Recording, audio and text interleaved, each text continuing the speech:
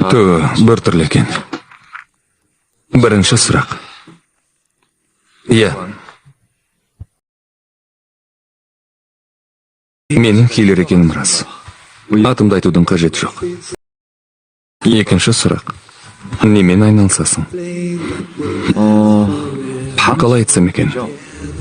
Көбінесе түнде жұмыс істеймін. Қабілетімді айтатын болсам, өз саламда ең үздікпін. Ең үздікпін. Үшінші сұрақ. Осы жұмысты армандадың ба? Осында сұрақ дейді-ау.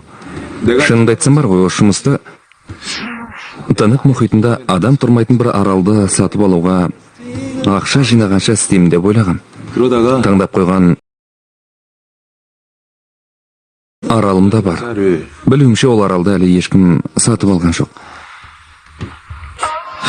Қысқасы сөйтіп жүргенде бір қызды кезіктірдім. Расында басым айналып қалды десек болады. Сөйтіп басқа нәрсені армандай бастадым. Ұстазым да өсиет айтып кетіп еді.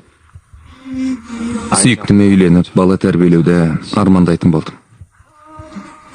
Алғашында бұл оңай деп ойладым. Бірақ аяқтан шалатын адамдардың көбейіп кеткені бар емес пе? Сол адамдар бізге кедергі жасап, жүйкеме тие бастады. Өмірде ең жек көретінім жақындарыма біреуі тиіскенді.